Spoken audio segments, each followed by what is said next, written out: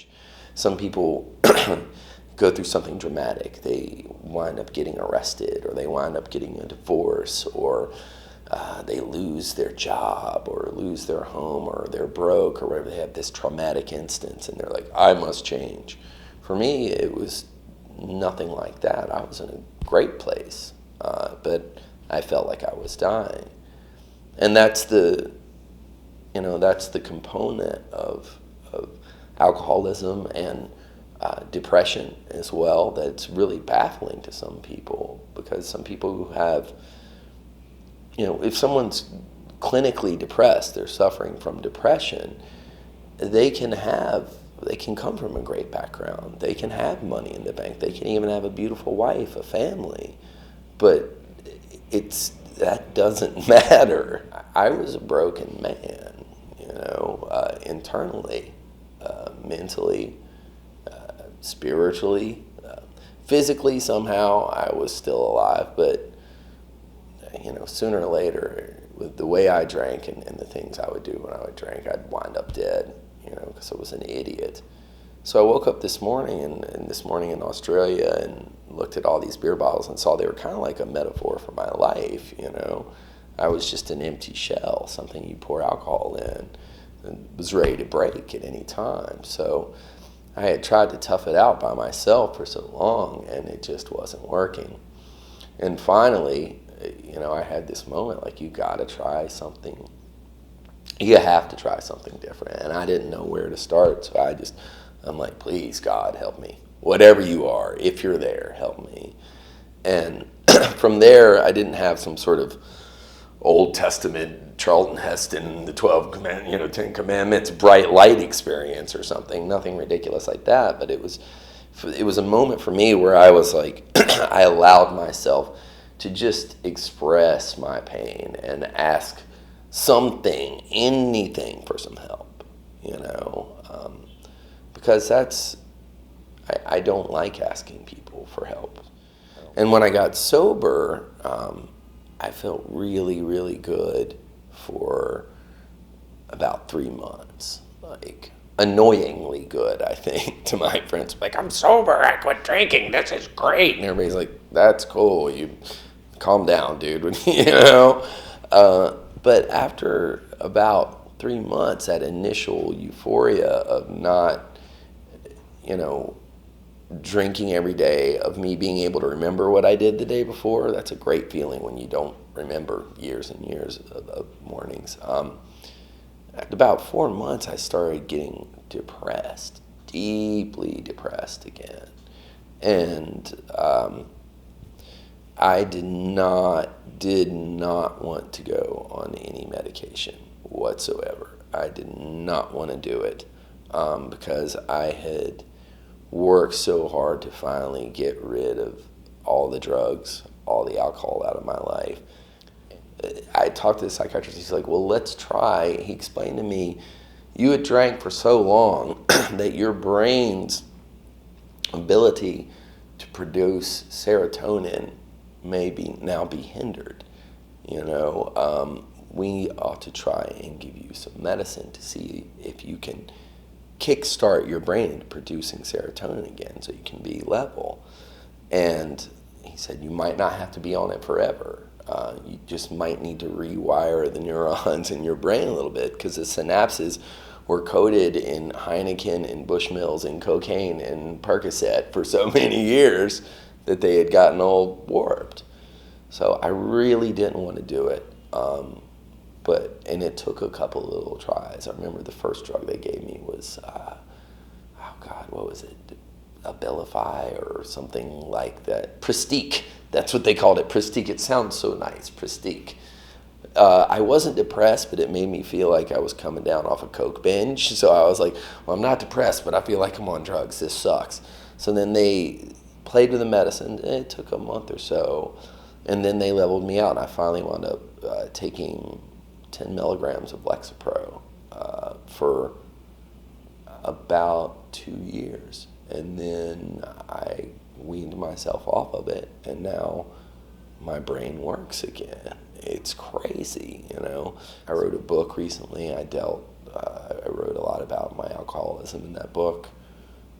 how that had affected me, and some other kind of dark stuff I've gone through in my life, and I did that in an attempt so that maybe someone could read that and identify in the way that kids who come up to me to this day, like every time we do a meet and greet, Lamb of God does, or I meet a fan on the street, or we're at a festival and meet fans, every time some kid will come up to me and say, your music helped me so much. I survived high school because of you. And that means the world to me, because that's what music did to me. You know, it did for me before I went to this school for the arts and kind of found my people. When I was in this small town by myself, I was listening to the Sex Pistols and Black Flag and the Bad Brains, and there's this aggressive music, this stuff that's speaking about real things to me. You know, there's some emotion in it, and I'm like, wow, I'm not crazy. I'm not alone in the world. I'm not alone in thinking that there's some screwed up things in the world. For me, having sensitivities to, you know, what I perceive generally as societal injustice. I don't like a lot of things in our society.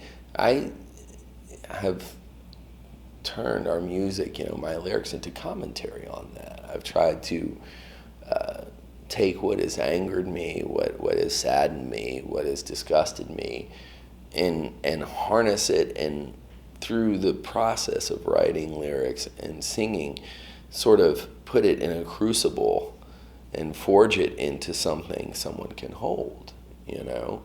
And that when someone takes those songs and when they take those lyrics and they take them into their heart and they make them their own, because I write about specific things, but we try and do it in a manner that's poetic enough that a song can mean something different to everyone, you know? They can take that song and take it and internalize it and use it in their own life, because that's what music did for me. When I hear these people say, I used your music, then I know that I have harnessed my sensitivities in a positive manner. If I could go back in time and talk to myself when I was in a really dark place, one of the first things I would say to me would be, dude, take it easy on yourself. Give yourself a break, you know? Because I am super self-critical when you feel different or you can't get something done because you're suffering from depression or something. Then for me, I would just berate myself, and that only makes it worse. And I would also tell myself, particularly my younger self, I would say, this too shall pass. This is going to go by. This is going to seem ludicrous to you in a few years that you're this upset over something relatively inconsequential in the greater scheme of your whole life. You know, I'm 44 years old, and I've been sober about 5 years now, and I feel like I've started over, and that I'm facing a wide open vista of possibilities, and it's not scary to me. It's awesome.